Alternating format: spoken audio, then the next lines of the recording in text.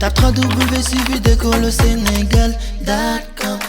À École au Sénégal, c'est facile, tu n'as qu'à te connecter. Tape École au Sénégal, les leçons sont beaucoup plus détaillées. Bonjour chers élèves, donc bienvenue sur École au Sénégal. Donc toujours avec M. Niass pour la suite donc des cours de terminale S en SVT.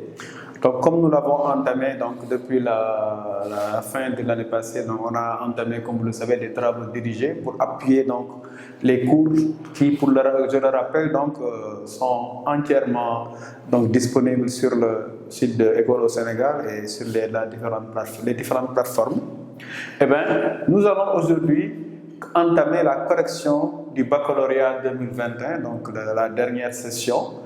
Et nous allons commencer évidemment par la maîtrise des connaissances, donc, qui, comme vous le savez, portait sur le cours de reproduction, mais également de transmission des caractères héréditaires.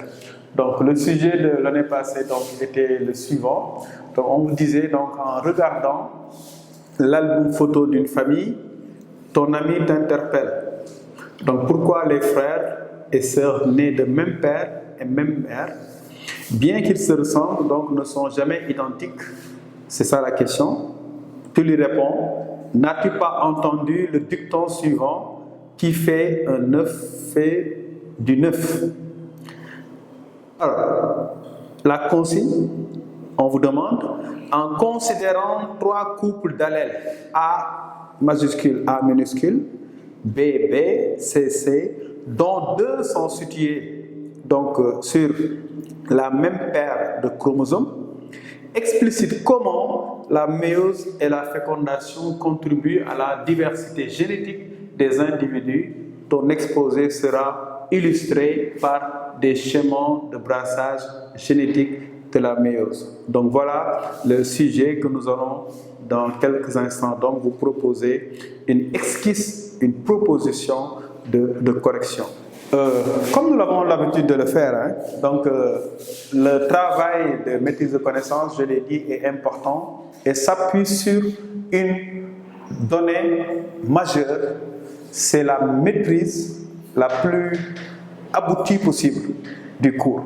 Je ne parlerai pas de maîtrise parfaite, mais en tout cas un élève de terminale doit être à même de comprendre son cours, d'expliciter les grandes lignes de son cours. Et évidemment, la preuve formelle, c'est de pouvoir traiter de façon convenable un exercice donc de restitution organisée de connaissances ou bien de maîtrise de connaissances. Alors, ici, la première étape, comme nous l'avons d'habitude de le faire, concernera donc la lecture-compréhension du sujet.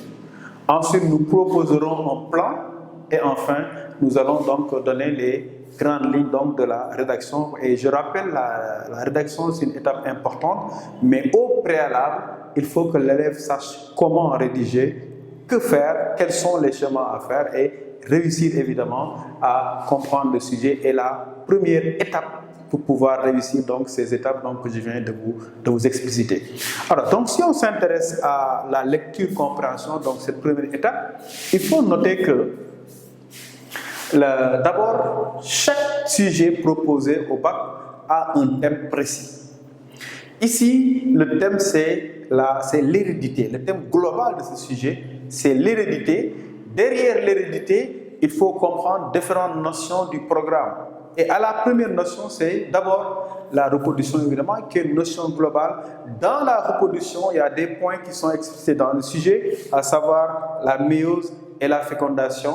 Mais il faut également, toujours dans ce sujet, parler de brassage génétique. Le brassage génétique, la compréhension de cette notion sera décisive pour que l'élève de terminale donc, réussisse ce sujet donc, de la dernière session du bac. Alors, d'abord, allons-y pour la lecture-compréhension. On vous dit, en regardant l'album photo d'une famille, ton ami t'interpelle sur une question donc, que je pense beaucoup ont eu à se poser. Pourquoi les frères et sœurs nés des mêmes pères et de même mères, bien qu'ils se ressemblent, ne sont jamais identiques? Pourquoi cette question est légitime?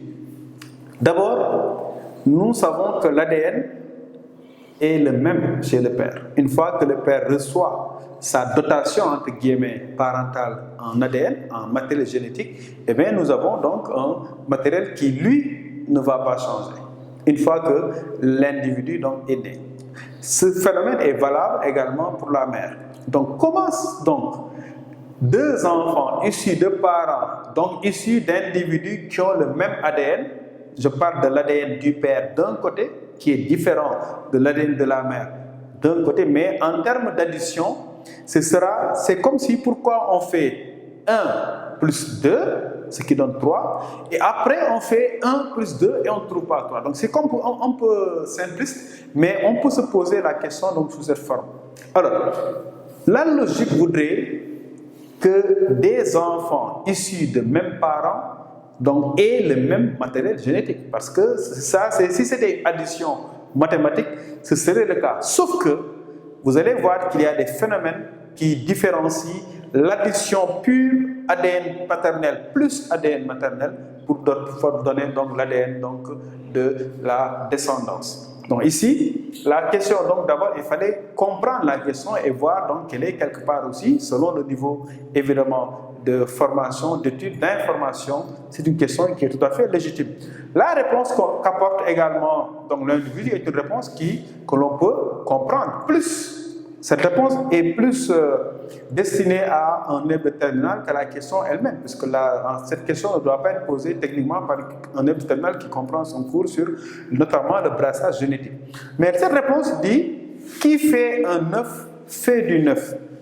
Essayons de comprendre également cette réponse, puisque un œuf c'est quoi? C'est le résultat de la rencontre entre un gamète mâle et un gamète femelle. Donc voilà le point de départ d'un œuf. Alors, cela voudrait dire que chaque fois qu'un œuf est formé, il est différent donc d'un œuf qui a été déjà formé ou qui va l'être dans la postériorité. Eh bien, ce qu'il faut comprendre là-dessus, c'est qu'effectivement, il n'y a jamais chez des parents deux gamètes absolument identiques. La véritable explication de cette diversité réside dans la gamétogenèse, qui est, comme vous le savez, une étape importante dans la reproduction. Et comprendre cette gamétogenèse, c'est savoir que à la base de la gamétogenèse, il y a ce qu'on appelle donc le brassage génétique, la méiose, qui permet, n'est-ce pas, d'avoir donc le nombre de chromosomes déjà réduit de moitié. Seulement, il faut comprendre que ce n'est pas seulement la réduction du nombre de chromosomes de moitié qui est ici en cause. Il y a d'autres phénomènes que nous allons voir tout à l'heure dans le développement du sujet. On en vient à l'étape clé dans un sujet de méthode de connaissance, c'est-à-dire la consigne qu'on donne aux élèves. Ici, la consigne, c'est en considérant 3 couples d'allèles, dont 2 sont situés sur la même paire de chromosomes, explicite comment la méiose et la fécondation contribuent à la diversité génétique des individus. Donc, en réalité, on nous demande d'utiliser la méiose et la fécondation pour justifier cette affirmation et, par ricochet, répondre à la question de départ. Donc, c'est ce que nous allons faire tout de suite avec le plan que je vais vous proposer. Donc, voilà le plan que je vous propose. Je rappelle que dans la consigne, et c'est extrêmement important, on vous dit ton exposé sera illustré par des schémas de brassage génétique. Vous remarquez que dans beaucoup de sujets, on demande d'abord que l'exposé n'est pas fait n'importe comment. C'est un exposé qui est structuré. Je rappelle également qu'à l'examen, il y a une note qui est dévolue à ce qu'on appelle donc le plan de travail. Et ce plan, il doit être cohérent d'abord, il doit être explicite, donc le correcteur doit voir quel est votre plan, vous devez vous débrouiller pour qu'il le voit en 3, et surtout, le plan doit répondre aux exigences du sujet. Aux exigences du sujet. Donc là, comme dans tous les sujets de méthode de connaissance, il faut évidemment une brève introduction donc, qui pose le problème scientifique évoqué dans le sujet. Ensuite, vous pouvez annoncer déjà le plan de travail que vous allez étudier. Et globalement, comme je le dis toujours, l'introduction, je ne peux pas dire que c'est une formalité, mais c'est quand même pas là ce qui va vous faire gagner des points. Donc c'est le développement cohérent et bien fait qui va vous permettre donc de réussir votre maîtrise de connaissances. Une introduction doit juste permettre au correcteur quand même de soupçonner que vous avez lu le sujet et d'avoir une idée de comment vous comptez répondre donc à la problématique soulevée par ce sujet. Donc dans le développement, qui est le corps du vrai travail, c'est le développement qui va faire la différence pour la note. Il faut là aussi lever une petite difficulté. Quand vous regardez le sujet, il est explicite. Le sujet vous dit d'expliciter, c'est le terme utilisé d'ailleurs, comment la méiose et la fécondation contribuent à la diversité. Donc l'erreur que l'élève pourrait commettre ici, c'est de faire une récitation globale et surtout non ciblée. L'élève doit faire attention à utiliser la méiose. Quand je mets ici méiose, c'est non pas de répéter, de décrire le déroulement de la méiose, mais d'expliquer en quoi la méiose contribue à cette diversité qu'on a déjà évoquée. De la même façon, j'ai pris ici la peine de mettre les points de la méiose qui, à mon avis, contribuent à cette diversité. Comme vous le voyez, c'est le brassage interchromosomique sur lequel, évidemment, l'élève doit voir aussi qu'on demande des illustrations. Donc, nous allons illustrer et même l'illustration ici, le sujet vous impose une certaine façon d'illustrer puisque le sujet vous demande de considérer 3 couples d'allèles avec donc 2 qui sont situés sur la même paire de chromosomes. Donc pour l'élève qui comprend son cours, combien de paires de chromosomes seront impliqués dans tous ces schémas? 2 paires de chromosomes, puisqu'il y a ici une exigence du sujet qui vous demande d'utiliser 2 couples. Et pour l'élève qui comprend son cours, qui connaît donc l'ADN et qui connaît surtout les chromosomes, si on nous dit qu'on a 3 couples dont 2 sont situés sur la même paire, il reste combien de couples? Un couple. Donc si 2 sont situés sur la même paire, ça fait une paire. Celui qui reste ne peut pas être sur 2 chromosomes différents. Forcément, donc, ce sera sur une paire, ce qui fait au total 2 paires. Rien que cette étape de compréhension est importante donc, pour réussir vos schémas, parce que si vous dessinez 3 paires de chromosomes, vous n'aurez pas techniquement les points parce que vous ne respectez pas la consigne donc clairement énoncée dans le sujet. Pour le brassage intrachromosomique, même chose.